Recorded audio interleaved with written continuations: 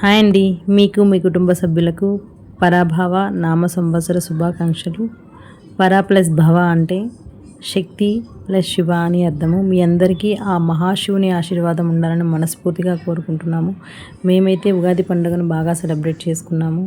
మంచిగా ఉగాది పచ్చడి అంటే మీకు తెలుసు కదా, అన్ని అభిరుచులు కలిసే విధంగా అన్నీ మిక్స్ చేసాము. మామిడి పూత, చింతపులుసు, మామిడి ముక్కలు, బెల్లం.